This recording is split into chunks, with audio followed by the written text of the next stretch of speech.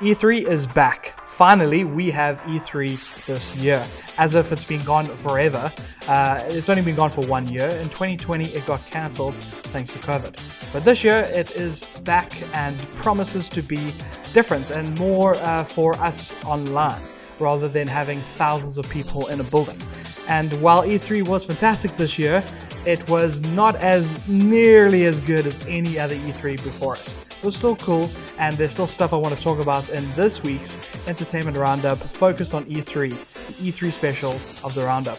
So let's get into what Xbox did during their press conference, what Nintendo did in their press conference, spoiler alert, not much, but and all the other press conferences that happened during the week.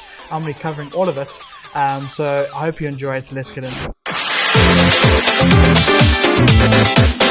Starting off on Thursday night, we had the first E3 event that wasn't actually part of E3, but I'm just going to pretend that it is. The Summer Games Festival had kicked off, and with it, 2 hours of incredible games were shown off. Okay, actually, sorry, not incredible games. Very average games. For 2 hours, I was very bored, besides the beginning and the end. The big highlight in the beginning was the fact that Borderlands is not getting spin-off. They specifically told us that this Wonderlands, Tiny Tina's Wonderlands, is not actually a spin-off of Borderlands, but rather inspired by Borderlands, which is very confusing. I hope to see more about what exactly this game is. It seems to be another looter shooter, but taking place in like a medieval setting. It's inspired over the DLC, Tiny Tina's kind of DLC that she had, where she basically took the crew on this adventure where she basically put them through a Dungeons and Dragons kind of game that was brought to life for us on our video game console. It was really cool, and it looks like they've made an entire game about it, so I guess we'll just have to keep looking for more information about this game, because right now there's not much.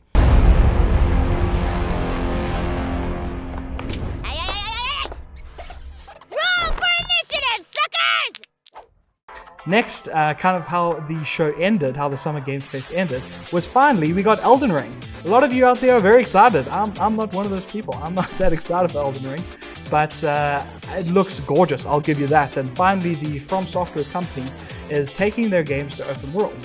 And that looks pretty interesting. I'm a huge advocate for open world games, so I'm really looking forward to what they'll do with this. But for all you out there, I do not play a lot of From Software games. I tried to play the last one, Sekiro, and I died so often I didn't even I couldn't finish it. But I think this game is looking really good, and I'm excited for you. And so that was really it for the Summer Games Festival. Alright, now on to actual E3 news. The Ubisoft press conference was the big next conference, and it happened on Saturday night. And it was not too long, but not too short either, and showed off a lot of games that I wasn't that interested in. Overall, I was pretty impressed what Ubisoft could put out in this COVID world that we live in. And there's a lot of stuff that was like, okay, fair enough. I mean, you get a lot of Tom Clancy games, like, at least they didn't come up with some big new multiplayer game and think this is going to be the absolute next game changer. I'm very glad that they didn't do that. They just focused on multiplayer games that they already have coming out. And they're looking cool.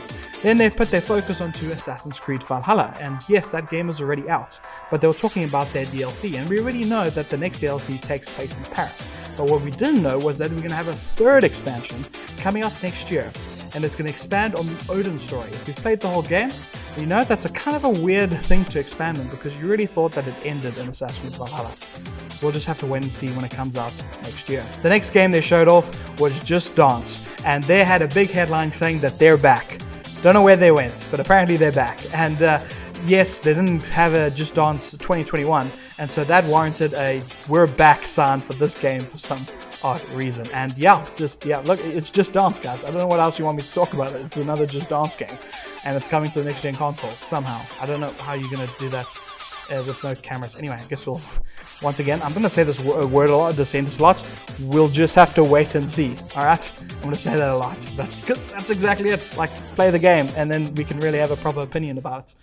Play the game. I would love to play the game. The two biggest highlights of the Ubisoft press conference has to be the fact that, first of all, Far Cry 6, we got a better look into what Anton, the main villain, is looking like. He is looking badass and very scary. It's about the challenge. Except when he caught a big fat, juicy marlin. You was too proud to let that fish go. Sic Tirano! You have poisoned Yana! You have poisoned your sword! But I'm a little bit nervous how this Far Cry game is going to come out. It looks okay, it looks alright. A lot of people are really excited for it. I'm also excited for it. I'm going to play it on day one. But I'm still, I don't know, for some reason, just doesn't look as good as Far Cry 5. But nevertheless, I'm still very much looking forward to it. And the big kind of highlight was the fact that Voss is back. The main villain from Far Cry 3 that we've been hounding Ubisoft to return is coming back in probably a smaller way than a lot of us were expecting. So basically there's going to be DLC for Far Cry 6 in which you get to play previous villains, from Voss to Pagan Min to the Preacher from Far Cry 5. Can't remember his name for the life of me right now. And it looks really cool. You play as them, probably in some trippy, weird, you know how Far Cry is, you just go through this trippy, weird trips in your head. Something along those lines. I don't know what it's actually going to be about. But, say it with me, guess we have to wait and see. But the big highlight of the Ubisoft press conference has to be that they finally announced their Avatar game. Back in 2017 they announced it, but we had nothing up until this point. And when they showed off the gameplay, I was like, whoa, what is that? Look at that greenery. And the next thing you know, big blue monkey thing from Avatar. Oh my gosh, this looks incredible. You can fly that, you can be involved in that. It looks so cool. But I was very skeptical because I thought it might be another multiplayer game, but it's not. It is a single player action adventure experience, and I cannot wait to play it. It's going to be really cool. I'm just saying right now, I think it's going to be a fantastic game. Maybe not 10 out of 10 kind of Last of Us kind of experience, but I think it'll be up there with Ubisoft's best. And so when it comes out next year, I'll be there playing it on day one because it looks absolutely gorgeous.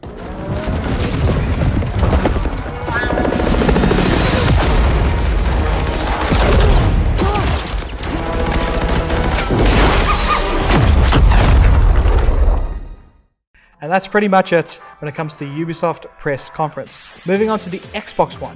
Now I think that I was kind of went in there with very low expectations because E3 I think this year was going to be not as grand thanks to COVID. But in the end, I think I was pleasantly surprised. And they showed off a heck of a lot of games. And it's so mind-blowing to think that each of the games that were shown off that said Game Pass at the below it, which was probably like more than 90% of the games, is coming to Game Pass, making that 150 Rand subscription so worth it, especially during our economic state at the moment. And so I really think that Xbox came with guns blazing, especially everyone criticizing them for not having enough exclusives. So they showed off small games such as Psychonauts 2. That finally has a release date coming out in August. Just a bit of a disclaimer, it's also coming to PlayStation, by the way. So that's why I'm a bit excited for that one. Then of course there is the next game by the incredible team who made Inside. I really enjoyed that game.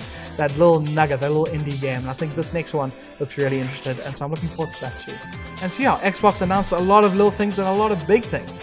Big things such as the Outer Worlds 2. Now I'm not going to focus on every little thing that happened on the Xbox press conference. Instead, I'm going to focus on what I think is the highlights. And the first of which is of course the opener of the show, and that would be Starfield. Skyrim in space. Now when Bethesda was bought by Xbox, everyone was wondering whether or not this would be an Xbox exclusive. And now we know it is. And it's only coming out next year in November. So it's a ways off, but I think it's really cute that we got a bit of a sneak preview of what it's going to look like. It looks like it's running in-game, but I wouldn't be surprised. Let's take this with a grain of salt. It looks nice, but guys, a year and a half is a long time. A lot can change. So this trailer for me is just a bit of a teaser. I'm not going to take it as the actual gameplay because a lot can change in that short amount of time. Next highlight has to be Halo Infinite. Can you believe it? That this was not the game that they started off or ended with.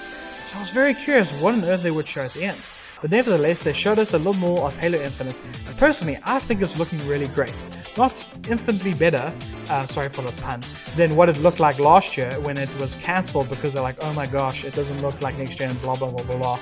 I still think it looked good then, and it looks better now, but probably didn't wow as many people as it probably wanted to do. I still think it looks really cool, and I'm looking forward to way more when it gets shown off later on the year. It's said to come out this holiday. Still doesn't have a release date, which is kind of worrying. But hey, we'll just have to wait and see for more information. But what really caught my eye, I'm not a multiplayer fan, but this Halo Infinite is going to come with free multiplayer. That's right, the multiplayer is going to be free to play. That's going to be interesting, and I'm really looking forward to seeing how they'll be able to make that work, considering now that you're paying 1,300 Rand just for the campaign. But hey, I'm looking forward to it nevertheless. During the press conference, we also got a quick minute kind of little video of Atomic Heart. Now, every time when I see this game, I get even more hyped. I need to see more, because if I could really just get a little bit more of this game, if it's exactly what I think it is, I think this might be my most anticipated game of the year if it comes out this year. Atomic Heart is made by a Russian company, and so we're still it's still new, and so we don't exactly know what they'll be able to pull off. But it kind of looks like they're wearing on their sleeve the inspiration that is BioShock. And so I am a huge fan of BioShock. And so this game, if it's anything like BioShock, it's going to be really, really cool. But this looks weird. It looks wonderful. It's a first-person shooter. Guys, go look at all the trailers. It looks absolutely bonkers. But that little minute, I loved it. Thanks, Xbox.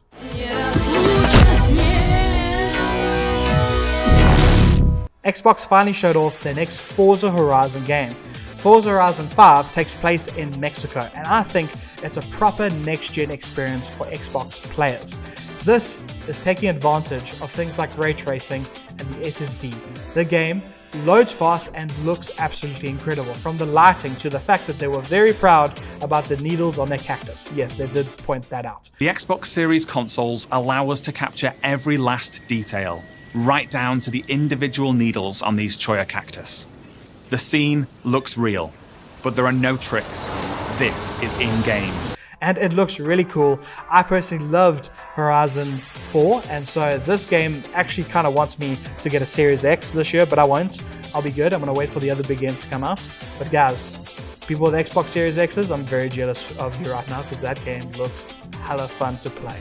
And the big game that Xbox ended the whole show off was a game called Redfall. Made by Arcane Studios, the guys who made Prey and Dishonored, are coming out with a game next year. And I don't know how they're doing it, because the same team who is making this is also apparently making Deathloop, which comes out this year. And so I'm not sure how they're going to juggle all that. Maybe it ends up being a 2023 release date, who knows. But it is an open world action adventure game, and so it looks really cool. But it's co-op, which means there is multiplayer elements in the game, which has me a little bit nervous about what will end up happening with the game. I think if they lean too heavily on the multiplayer, we might get a bit of a lesser experience, because you can't, it's really hard to do both. You really got to pick the one. And if they pick multiplayer, fantastic. I think they can really make a very kiff multiplayer game within the setting.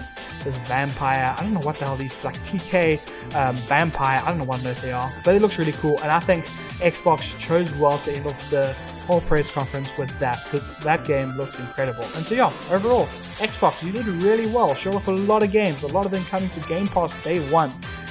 Really good job, and I'm really looking forward to more Xbox stuff in the years to come, such as Fable Legend. Guys, I will go buy an Xbox today if they release Fable today. I love that series. But yeah, I'm sorry, Wallet. There was a lot of other smaller E3 press conferences, and so I'm not going to go and focus on all of them, but instead I'm going to focus on one in particular, and that was Square Enix. Not a lot happened except for one thing, and that is they finally announced their Guardians of the Galaxy video game. And I am very happy to say that it is a single-player, story-driven experience, and I could not be happier, especially from the team behind who makes games such as Tomb Raider. And so couple that with the fact that you have a fantastic cast of characters. Everyone from the Guardians of the Galaxy seems to be present, from Rocket Raccoon to Groot, but more specifically is that you're going to be playing as Star-Lord. And so probably during the action and stuff, you'll probably do like combos with him. Go take a look at the gameplay trailer. It's looking very, very cool. I'm looking forward to it. And guys, it comes out in October. Can you believe it? So soon. When I saw that, I was blown away. I wasn't even going to watch that press conference. I was like, hey, you know what? It's time. Let me just put it on. Let's see. Oh my gosh, it's Guardians of the Galaxy, and it comes out October. I'm ready. Square Enix, here's my money. Thank you for making a story-driven, single-player experience Marvel game. I am so excited for it.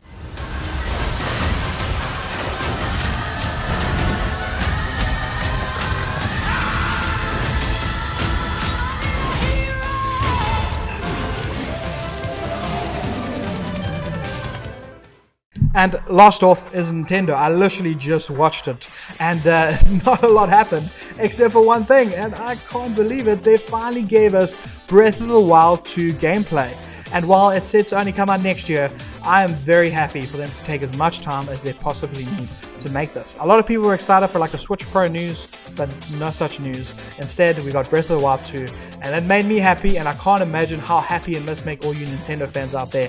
It's looking really cool. There were some cool shots kind of bringing it up to the sky. Guys, I'm really looking forward to it. But that's really all that happened in Nintendo. And so, yeah, it is what it is, I guess. And that is it. That is the whole E3 roundup. I hope you enjoyed it. I enjoyed giving you the news. So why don't you go and hit that subscribe button, go like it on Instagram, whatever you need to do. Comment what you think I should have spoken about that you thought was cool at E3, but I didn't speak about. Go and do it. Guys, thanks so much. This has been fantastic. I'll see you on the next one. Cheers.